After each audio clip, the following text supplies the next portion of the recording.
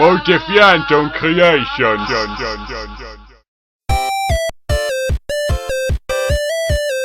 Felix recenserar.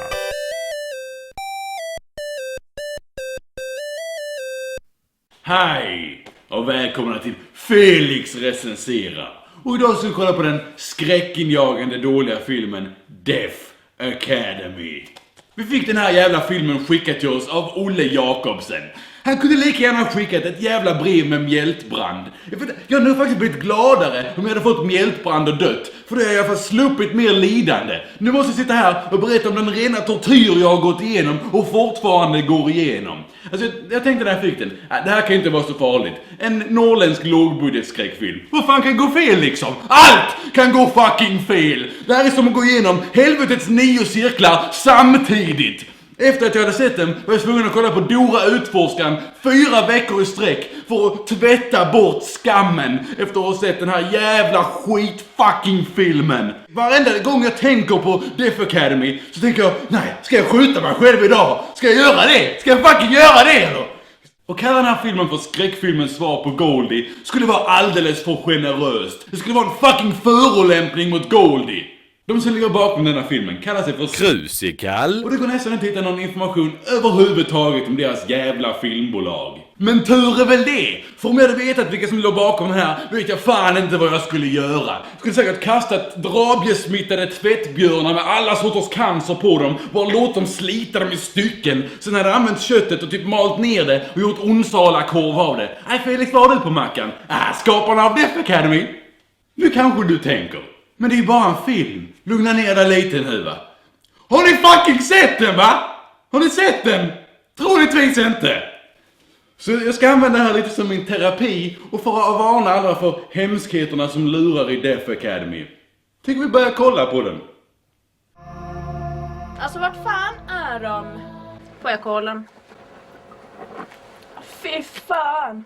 Lugna ner, du kommer spy. Detta händer alltså.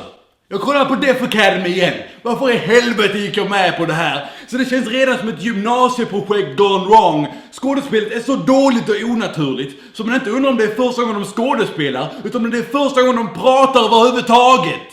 Dessutom, hon säger fy fan när hon druckit av kolan och inte av det som ska föreställa sprit men som säkert bara är vatten i en festidsflaska. Men du, tack för att jag fick följa med dig. Alltså du vet så är det max en kram ikväll. Så sätta upp maxgränser för hur många kramar hon ska ge om dagen. Jag brukar ju sätta upp maxgränser för hur många steg jag ska ta på en dag va. Om de då tar slut när jag är på väg hem, då får man stå där va. Sen kommer 2 av deras polare som de stod och väntade på. Där var maxgränsen uppnådd. Nu när alla i partypatrullen är samlade så är det ju dags för fest. För det hör man ju på den tuffa hemmasnickrade punkrocken i bakgrunden.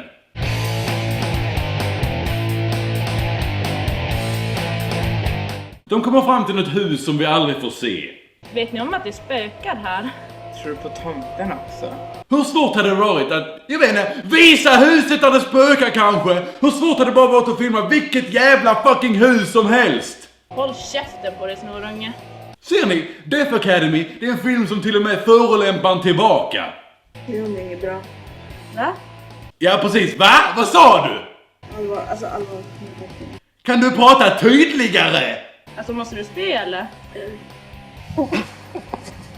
Hur är det?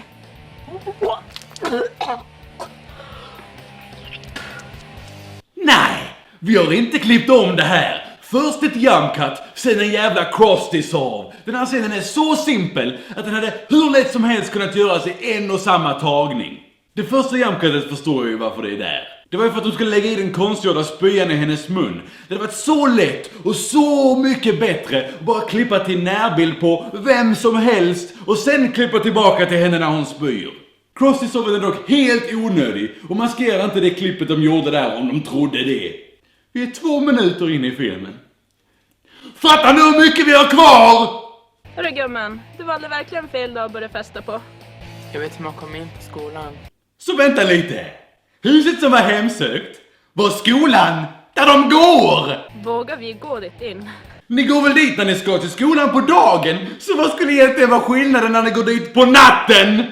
Kommer du inte ihåg den där tjejen som försvann förra året? Vi får nu en flashback som ska förklara varför det spökar på skolan.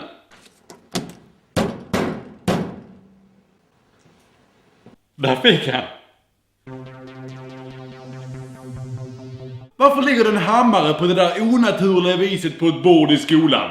Inte allt misstänksamt ju.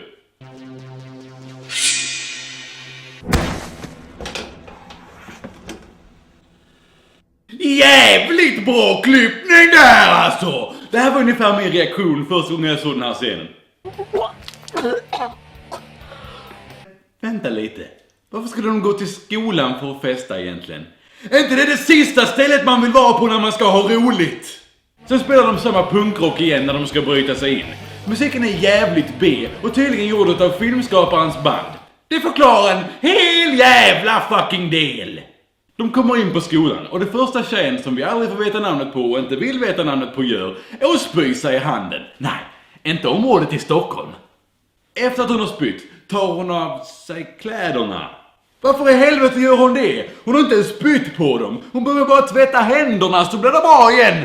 De kanske tänker i samma banor som tjejen i Älskar mig. Så fort något lite dramatiskt händer, ta av dig kläderna så blir allt bättre. Efter hon tagit av sig får vi se grabbarna Grus reaktion. Jag vet! Det gör man som skriver skit med brudarna. Alltså den där snubben, han är värsta Isaac Newton. Fan, bästa idéerna. Woo! Ja, den här filmen har ju knappast någon spännande handling än så länge. Vi kanske ska spicea upp den lite med lite 3D kanske, ha? Nej! 3D gör verkligen inga filmer bättre. Vad fan är det hon har ätit? Vi ska göra en bra så här spyeffekt, va? Vi tar lite morötter, ärtor och ost och så blandar vi det, va? Och så häller vi där i. Fan vad bra det blir!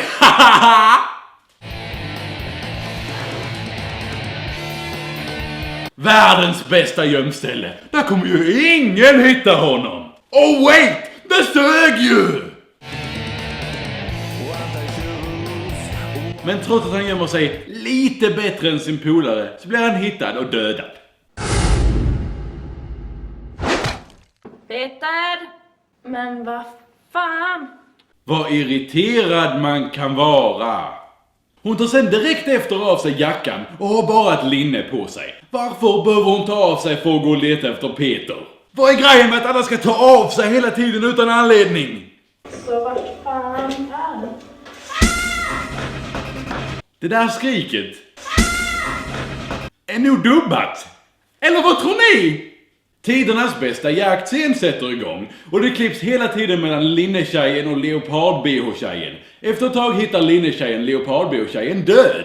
Men man ser tydligt i bilden att hon fortfarande har puls. Mördaren får nästan tag i linnetjejen, men hon puttar honom lite lätt åt sidan. Åh nej, en lätt knuff, min enda svaghet! Linnetjejen springer som vinden och vi får ett antal nipslips. Med tanke på vad regissören gjort hittills så är det här säkert bara en tillfällighet. I alla fall, hon blir injagad i ett hörn och mördaren skär halsen av henne. Och vi får filmens första splattereffekt. Och filmens sista, för nu är den slut.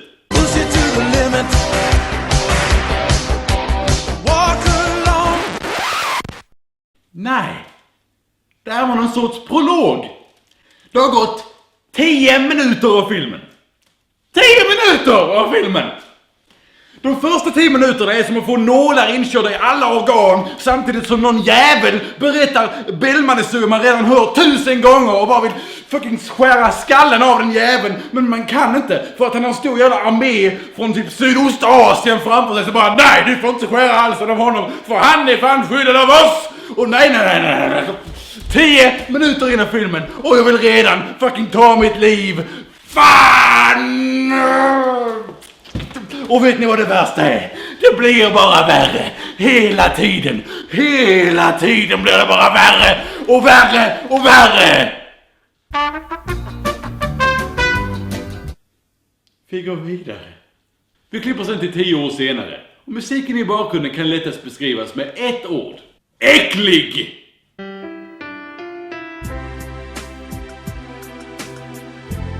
Så det är typ skilda världar och alla jävla skitsåpors musik kombinerad till den största jävla musikaliska förolämpningen sen Jokkmokks-Jocke. Gullan kokon men jag gillar dig på rum och kök. Kalle Moraeus jobbar tydligen som städare på den här skolan. Jag skulle nog inte låta han städa mitt rum. Samtidigt är det lektion. Jag tänkte låta er gå lite tidigare idag. Det är ju er sista dag före lovet. Ja.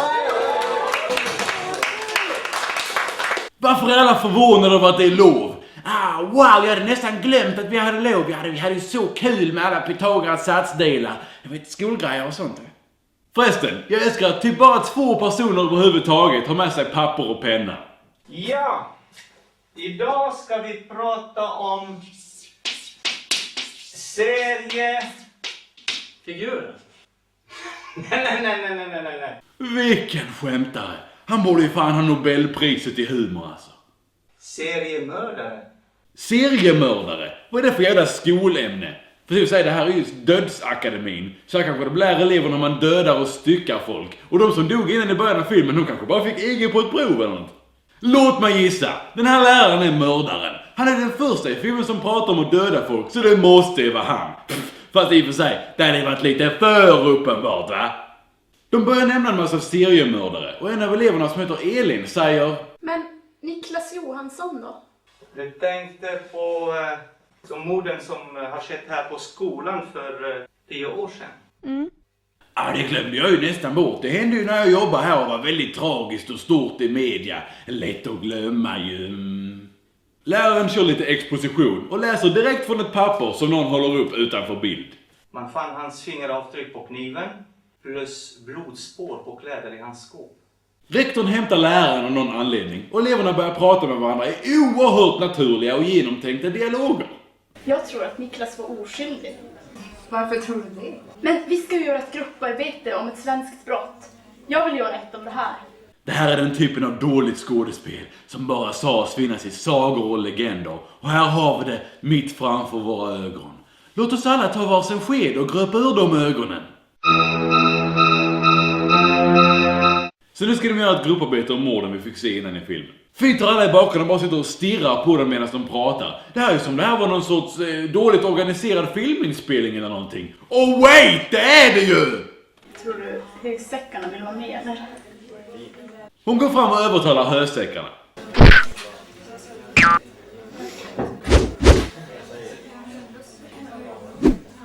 Ja, oj vad övertygande! Ingen av dem rörde ens på munnen. De går i alla fall med på det. Ja! Har vi ett skönt lov? Vad är det här för jävla lärare? De har inte ens haft lektion i 5 minuter. Tänk om jag har haft en sån lärare. Efter lektionen så ser det härliga gänget att börja jobba på sitt grupparbete. På lovet! Realistiskt! Förresten, varför tror hon att han är oskyldig? Har hon några som helst bevis eller? Men för att jag känner honom. Han skulle aldrig kunna göra en annan människa illa. Aha! Så hon kände honom innan han hamnade i fängelse. För 10 år sedan, när hon var 7. Ni vet Erika, min syrra. Nej. Hon och Niklas var tillsammans under gymnasiet. Vad är det där för jävla dramatisk inzoomning? Hon sa inte ens något dramatiskt. Skulle bara kameran kolla om han hade lagt fokuset rätt eller? Det har du aldrig sagt något om. Men vad tror du alla skulle säga om jag skröt med att min syrra dejtar en massmördare? De hade nog sagt... Vad romantiskt. En intervju med en som är fälld för mord, vad sägs om det? Det låter ju som en underbar idé! När vi ändå håller på kan vi göra en intervju med en drivmina, här? Hur ska du få tag i honom? Inga problem, jag har tänkt på det här ett tag. Det tror jag säkert. Elin förklarar att hon har fått numret av sin syster. Här har du numret till min pojkvän som sitter inne för att ha mördat 4 personer. Ha det skoj!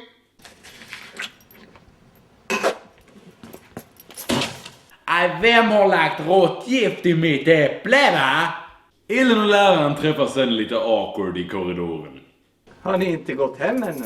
Vi jobbar lite med grupparbetet. Ja, så ni är flitiga ni. Kommer du ihåg någonting om morden här på skolan? Inte så mycket. En inzoomning säger mer än 1000 ord. Det är säkert läraren som är mördaren. Förresten, kan jag få låna telefon? Ja, visst. Läraren och Elin är ensamma med en telefon.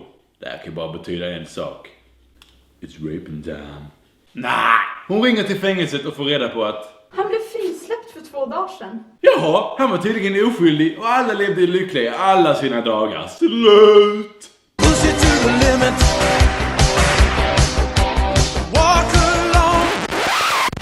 Men såklart inte! Det var som fan. Ja, men vad kul att se flitiga elever. Arbetar ni med det? Ett grupparbete om morden här på skolan för 10 år sedan. Ja, jag har ett möte just nu. Vi kan väl ta det efteråt. Det där var inte alls misstänksamt. Jag tror vi har en ny huvudmisstänkt, rektorn. Den här filmen slänger in såna här ledtrådar lite här och var som är övertydliga och lika klumpiga som Michael J. Fox på en syjunta. Såg ni? Ja då. Men han blev ju skitkonstig när jag började prata om morden. No shit, Sherlock, för helvete! Jag kollar om Niklas är med på tåget idag. Ni kan komma förbi ikväll. Ursäkta, Niklas. Vem är du? Känner du inte igen mig? Elin. Det var som fan. Vad stor du har blivit. Vilken inlevelse! Jag är så glad att se dig igen. Oj, nu blev jag visst lite tårögd. Grät? Vi håller på med ett grupparbete om morden. Sluta genast med det. Han är en farlig man. Jag känner att det här borde vara lite mer dramatiskt. Vi håller på med ett grupparbete om morden. Sluta genast med det. Han är en farlig man. Ja, så ja. Vem då? Man nämner inte hans namn högt. Är det Voldemort? Men vi ses hemma hos mig ikväll. Då får du träffa resten av gänget. Flera döda. Jag ser redan fram emot det. Okej, jag kommer. Men först vill jag träffa Erika. Och vad ska ni göra då? Ska du ha sex med en syrra? Ja. Så nu samlas hela räddningspatrullen. Och tydligen så är Bimbo Birgit tillsammans med killen utan keps. För några timmar sedan kallade honom bara för den där hösäcken. Och nu är de jättekära. Yeah! Låt storyn utvecklas naturligt, va? Det där är Niklas. Galningarna här är Jimmy och Henrik. Ja, jädrar vad galna de var. Men Jimmy och Henrik, är det någon sorts långsökt referens till Jimi Hendrix? Eller snarare en förolämpning mot hans namn och ära? Så här sitter de alla lite casual med en dömd seriemördare. Hej. Niklas berättar om natten då morden skedde och när Elins syster väckte honom. Niklas! Ett mer öronskärande skrik får man fan leta efter. Detta hände ju för 10 år sedan, så skådespelaren rakar av sig skägget och ska tydligen se 10 år yngre ut nu. Men det gör han inte. Han ser ut som en rakad 30-åring. Faktiskt tycker han ser äldre ut utan skägg än med. Han ska alltså föreställa att vara lika gammal som de som blev mördade i början av filmen, vilket han verkligen inte gör. Det har hänt något fruktansvärt på er skola i natt. Vadå? Ett massmord. Va? Åh nej!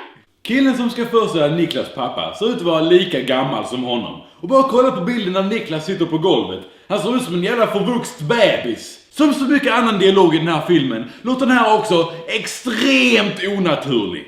Vilka har dött? Vi vet inte. De sa inga namn. Det är 4 stycken och Niklas. Alla gick i din klass. Pappan borde ju fått en Oscar för bästa manliga huvudroll trots att han inte har huvudroll i den här filmen.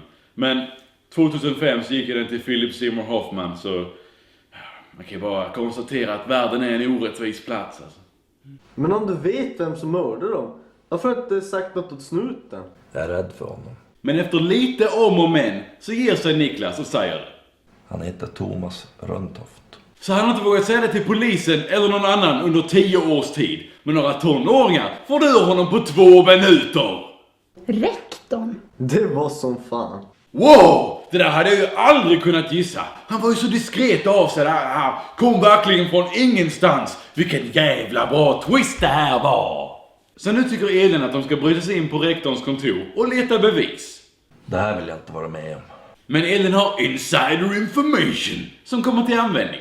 Jag hörde vaktmästaren säga att larmet är ur funktion. Fan vad lägligt att du har som hobby att tjuvlyssna på Kalle Moraeus privata samtal. Hur ska vi komma in då? Jimmys bror kan fixa lås. Han hjälper oss säkert. Inte fan frågar jag honom. Men jag kan fråga honom med min lenaste röst. Fy fan, den är farlig.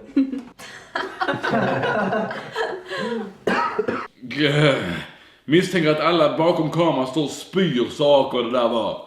Men jag kan fråga honom med min lenaste röst.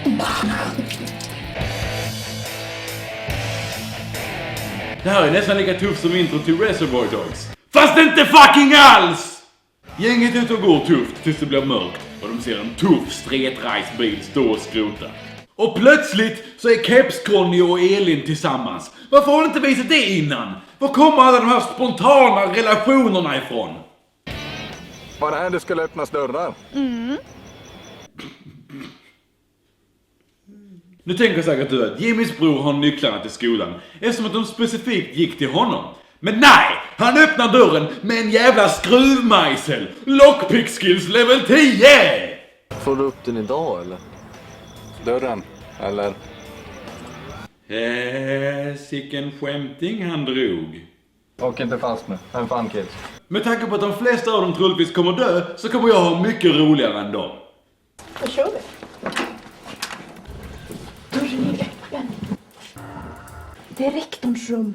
Tycker vi skiter i det här. Varför är det så hemskt att dörren är öppen? Han kan ju bara glömt stänga den innan han gick hem. Men de går in i alla fall. Vad letar du efter?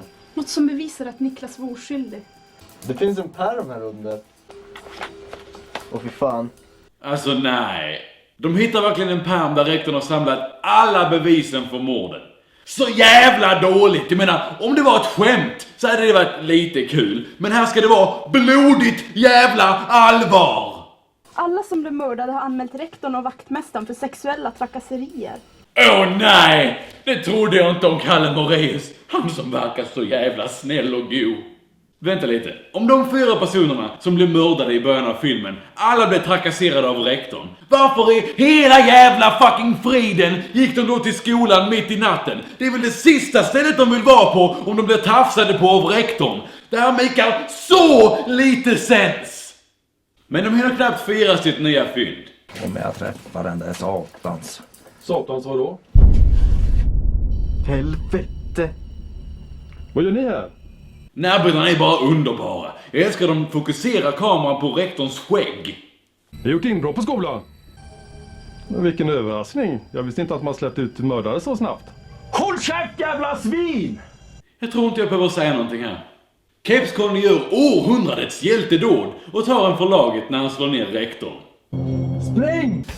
Fint att rektorn inte gör motstånd alls och sen ligger helt stilla i 10 sekunder så att alla hinner fly och låter honom drämma till honom rätt i nyllet. När alla sprungit iväg låser rektorn alla dörrar genom att trycka på en vanlig strömbrytare till en lampa. Yeah! Men lugna ner dig, jag ringer polisen. Men jag glömde väskan och mobilen på rektorns kontor. Den här filmen är från 2005. 2005 hade typ alla ungdomar en mobil. Men det verkar som att det bara är Elin som har det. Så där såg inte en mobil ut 2005. Det där är en mobil från 90-talet. Sen kastar rektorn mobilen i golvet. Här kunde de gjort en liten parodi på Office Space. Fast så roligt ska vi inte ha det. Efter att rektorn tagit sig en sup så börjar han jaga brottslösa gänget igen.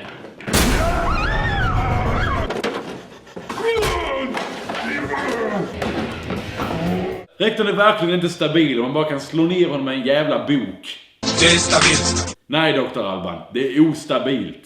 Det springs lite mer och de gömmer sig i en kemisal. Efter ett tag kommer rektorn in. Eftersom att vi alla vet ju att om man slår tillräckligt länge på en låst dörr så öppnas den ju automatiskt. Men kidsen har ett S i rockärmen. De slänger svavelsyra i ansiktet på honom.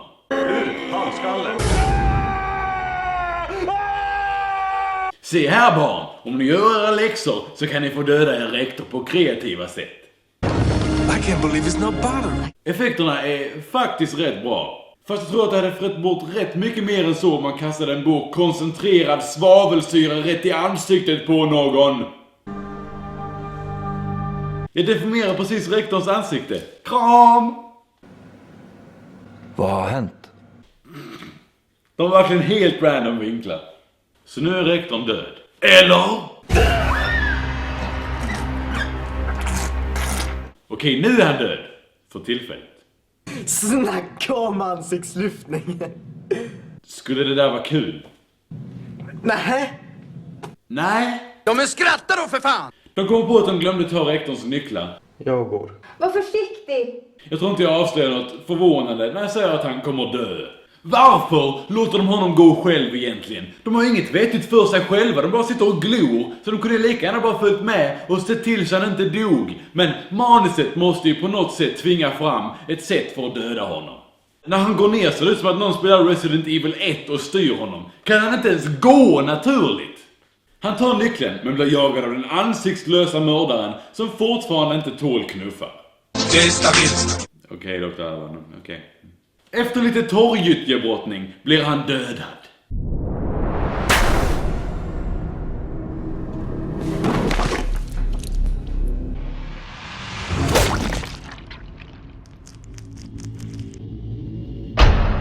Det där är faktiskt rätt nice gore-effekter på riktigt liksom. Vi måste gå och kolla. Det kanske har hänt någonting.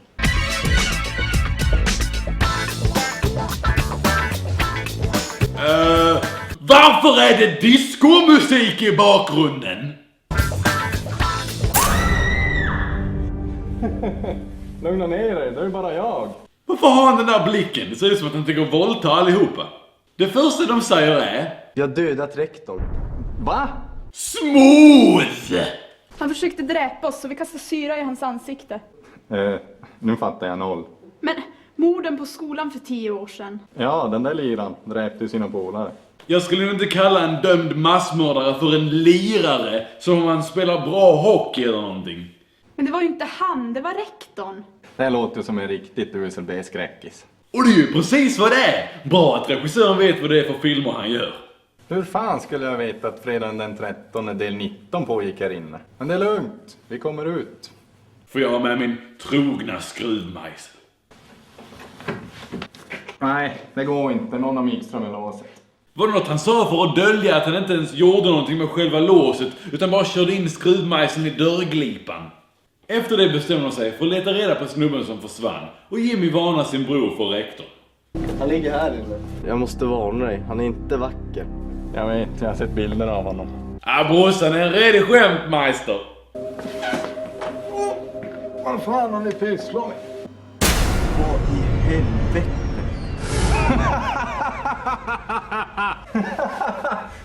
Vad håller ni på med egentligen? Han låg ju där. Han tröttnade väl och gick iväg. Nu är vi illa ute. Han kommer döda oss. Det ni precis så var på riktigt. Behöver jag säga mer? Jag börjar nästan tro er. Nu när ni inte har några bevis alls för vad ni säger så börjar jag nästan tro er. Det är så övertygande. That is. Men vad är det? Jag är orolig för Henry. Tänk om det har hänt något. Nej, men det tror jag inte. Han skojar säkert bara. Du vet ju vad han är. Om han skojar så är det verkligen århundradets bästa practical joke. Det är mitt smink bra. Hon oroar sig över sitt smink när hennes pojkvän troligtvis blivit brutalt mördad. Hon kanske redan har kommit över honom. Sen går de och sätter sig i glor i en halvtimme. Eni läser i pärmen med bevis. Och nej men titta, nu kan vi köpa billiga hemmabiosystem. Men fan vad dum jag är. Det måste ju vara vaktmästaren. Vadå? Alla dialoger i den här filmen låter sjukt onaturliga och forcerade. Jag menar, vem pratar med aslånga pauser mitt i hela tiden? Nej, jag tror inte det. Spook är väl rätt ofarlig. Visst kan han väl tafsa på brudar ibland, men döda, nej. Det enda han dödar är väl damm.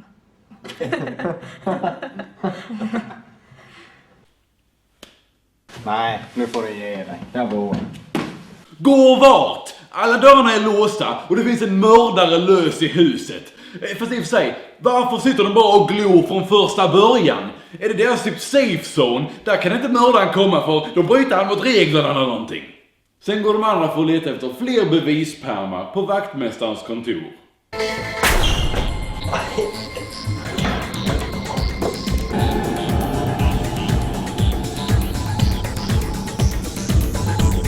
Så de springer i 5 sekunder och sen sätter de sig och vilar. Lugn, vi stannar här. Här ser vi i alla fall åt alla och så kommer någon så är det bara att vi springer. Vilken bra idé! Vi sätter oss här så den galne vaktmästaren hinner ifatt oss. Kalle Moraeus dödas av en helt vanlig planka.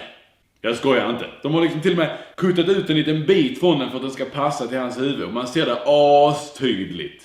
Förresten, vem var det som slog honom? Det får man aldrig se. Niklas får plötsligt ett anfall och ger sig på en dörr. Men den andra snubben har en bättre plan. Mördaren kommer inte till dem, så då får ju de komma till mördaren. Det är någonting som är allvarligt jävla fel med hans överlevnadsinstinkter. Men gå inte. Det är lugnt, jag ska bara kolla lite. Uppenbarligen så är det något fel på resten av hans hjärna också.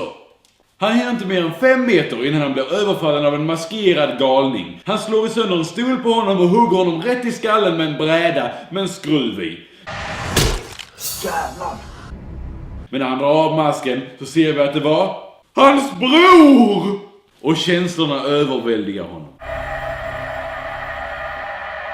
Det är omöjligt. Det är omöjligt.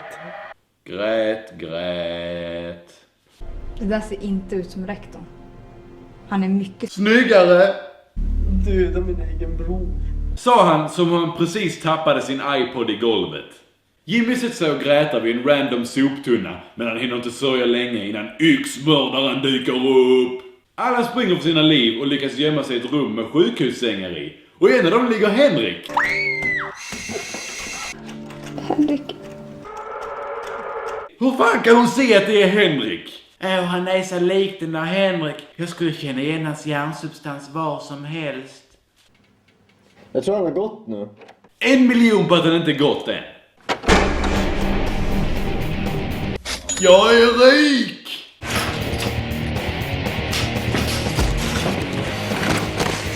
Wow, sicken action alltså! Godnatt. Vi har hittat den nya Dolph Lundgren alltså. Hade inte detta varit ett perfekt tillfälle till att, jag vet inte, kanske ta av masken på mördaren och se vem det var, eller kanske till och med döda honom. Men nej, det hade ju varit logiskt, så det ska vi inte göra, nej. Varför händer det här mig? Men vännen. Är du fortfarande ledsen på att din pojkvän har dött? Alltså kom igen, det var ju 10 minuter sedan nu. Vi klipper sen till 2 kufar som håller på att stjäla skolans datorer. Varför skulle man vilja göra det? De suger verkligen dase. De kan ju inte ens köra paint utan att krascha för fan. Vad fan är det de här? Vilka då? Elin, Linda och några andra typer som jag inte känner igen. Linda, fy fan vilken sexy brud. Jag ska kunna dö för henne. Det kommer det nu också. Ingen chans på en. Får vi se. Henrik är helt tom i skallen. Ska du bara ha grafikkort? Ja, vad tänkte du? Så de tar bara grafikkortet. Från en skoldator. Jag ska fan hem och köra Crysis nu på ett grafikkort som inte ens klarar av att visa Windows 95 startmeny. Ja, om ni inte redan gissat det så är de här 2 extra karaktärerna med endast för att bli dödade. Ja, den passar inte. Du kommer Men lugna dig! Men om du dödade din egen brorsa ikväll, Försök förstå, försök förstå att det var en olycka. Ingen kommer klandra dig för det. Jo, jag. Samtidigt så pågår det ett sno-datorskärmsdisco.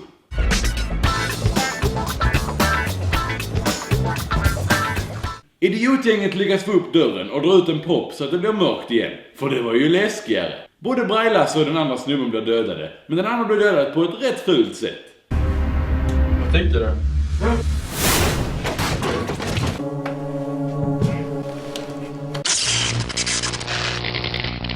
Ja, för chassigt blir strömförande när man sätter i kontakten.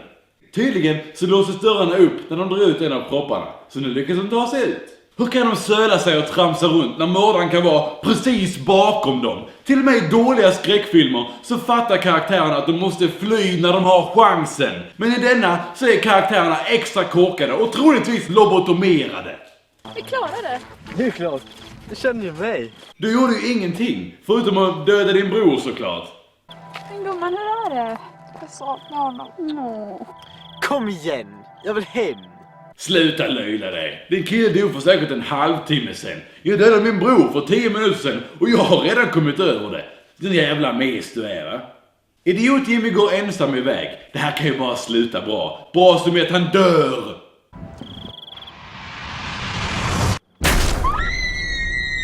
Ja! På något sätt har mördaren inte bara tagit sig ut ur byggnaden utan även hunnit så långt att han kan genskjuta dem vid bron, långt ifrån skolan. Teleporterar han sig med sina supermördarkrafter, eller? Nu skulle de ju kunna springa var som helst och kanske få hjälp och kanske till och med gå till polisen. Men gissa vad de gör. Gissa 3 jävla gånger vad de gör.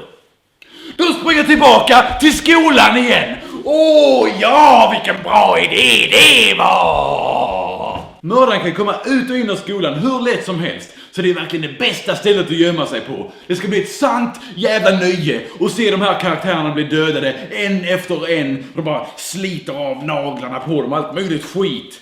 Bara roll that shit, jag vill se det. Var ska du? Ringa polisen, vänta här. Kunde ni inte bara sprungit hem och ringt till polisen? Elin går iväg själv och gissa vad som händer. Mördaren har kommit in igen.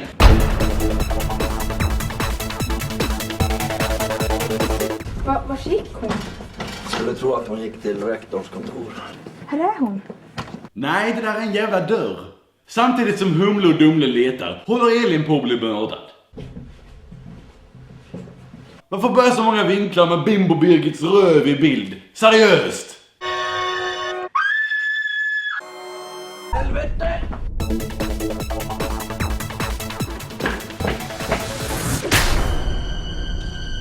Vad är det som har hänt? Det där.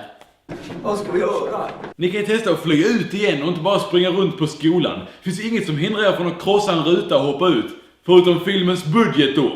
Sen får vi lite tuff gå-in korridormusik. De går runt i typ hela skolan så att låten ska hinna spelas. Lite fin promotion för deras band. Tycker lite skumt som sjunger Teenage Love Tonight i låten. Passar ju så jävla bra till en skräckfilm alltså.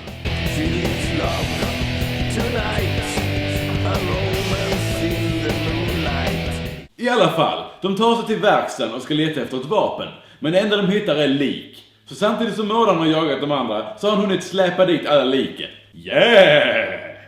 Du, kolla här. Åh fy fan. Han är ju död. Var inte så säker på det. Men om han är död?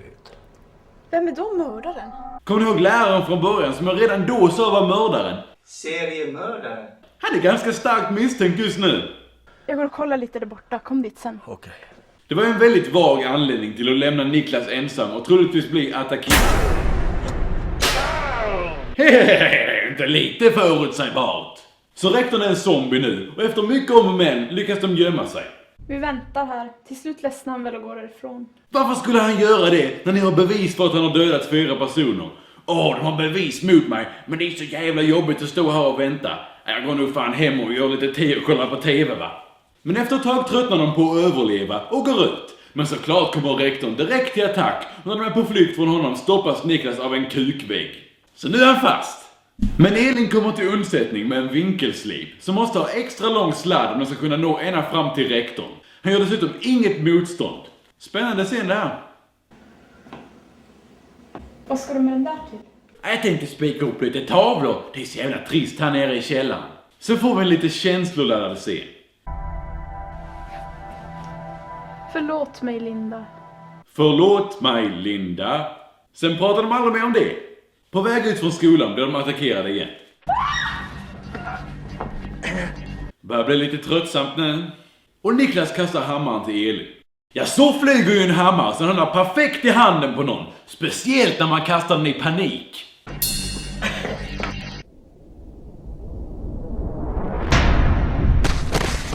Wow, det här är nästan en lika dålig actionvinkel som i några av våra urgamla filmer. Och då snackar vi verkligen värdelöst. Apple, I choose you.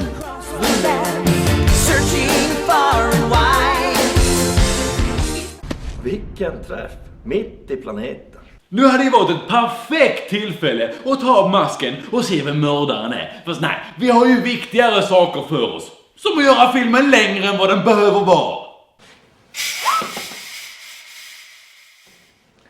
Det är lugnt, det är bara en duva. Jag kan ju ingenting om fåglar. Men till och med jag ser att det där inte är en duva. Typ snarare en hök eller någonting. Jag tror vi blir tvungna att återbefolka planeten. Men vi är inte de sista människorna på jorden. Nej, men det kvittar väl. Niklas blir lite nyfiken på vem mördaren är och går för att kolla. Han har också med sig det bästa vapnet i historien. En linjal. Så när vi nog redan listat ut så är inte linjalen ett särskilt bra vapen. Sen får vi en lång jaktscen och vi får reda på att mördaren är... Du! Den där läraren från början av filmen! Och tydligen så hjälpte Niklas till. Du! En gång mördare, alltid mördare. Det var ju ändå en lite intressant twist. Vi får se en flashback med vad som hände när Elin satt och ugglade i förrådet. Lugn, det är bara jag. Det här gick inte som vi planerade. Får jag dina kläder så fixar jag bruden. Rektorn trodde verkligen att han kunde styra och ställa med mig. Han kom in till mig under min sista lektion i fredags. Han sa att du skulle släppas. Att jag skulle möta dig och döda dig. Varför sa du ingenting under rättegången? Rektorn förbjöd mig. Han skulle sprida ut att vi hade ett förhållande. Wait, what? Skönt att allt snart är över. Det var tur att du dräpte Spooky. Han hade kunnat förstöra allt. Det hade han. För han såg ju oss tidigare under kvällen när vi...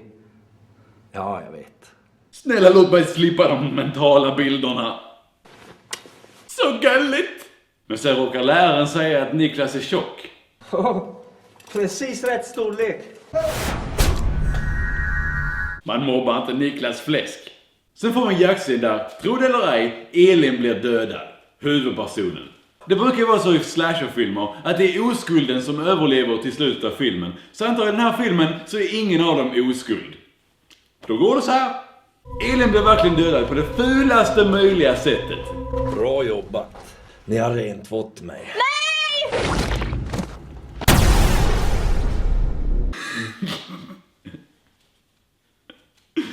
Okej. Vi får en liten flashback där vi får se hur de första morden i filmen gick till. Vi är stolta över dig. Ta av dig kläderna. Okej. Efter det åker Niklas till Mallorca, smygfilmar några solande brudar, förlovar sig och lever lycklig i resten av sina dagar. Slut! Fast vänta lite! Den enda anledningen till att allt detta hände var ju för att läraren såg till eleverna att arbeta massmördare som grupparbete i början av filmen. Hade den inte gjort det hade de aldrig satt igång och forskat om morden och upptäckt vilka som egentligen var skyldiga. Så varför i helvete skulle lärarna ta det som ämne? Ville de bli upptäckta? Eller är de bara de mest korkade mördarna i historien? Så den här filmen är så infernaliskt jävla äckligt dålig så att jag skulle vilja...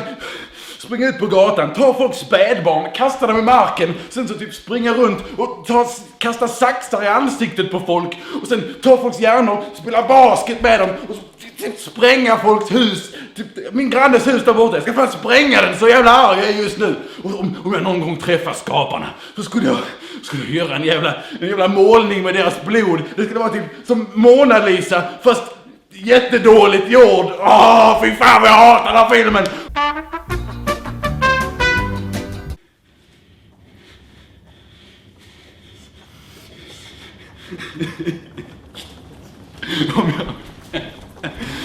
Folk som tycker om den här filmen, de är lägre stående människor i min mening. Och om jag skulle träffa någon som säger jag tycker om Death Academy, då skulle jag slita skallen av den jäveln och bara säga ja, där fick du för att du gillar Death Academy, din jävel. Death Academy, det är ingen film man tycker om. Death Academy, det är en film man sparkar och spottar på. Om Death Academy skulle ha en grav så skulle jag fan spottloska sönder den för helvete.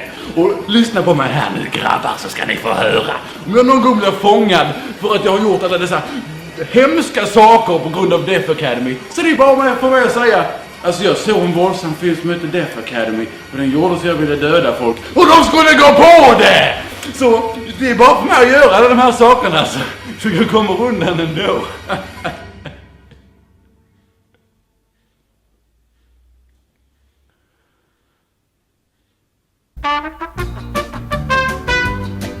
Så det där var Death Academy.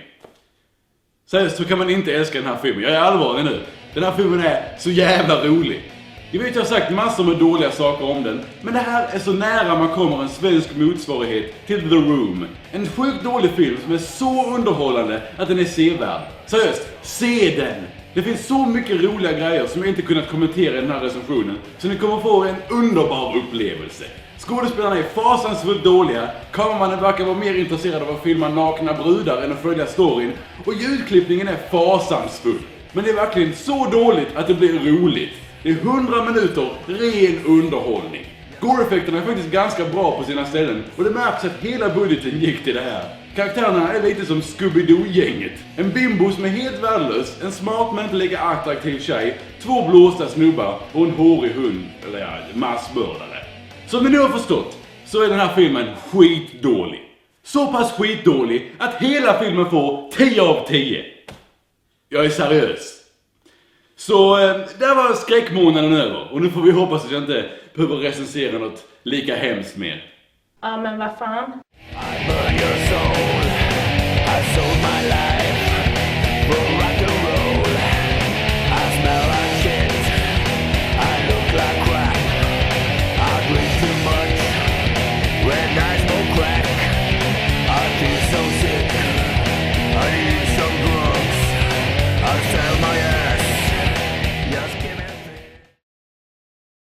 Jag ska känna det ovanför. Ja. Hur känns det, Felix? Det är inte... Inte spela alls. Nej. Bara sitter och glor. Får inte ens prata.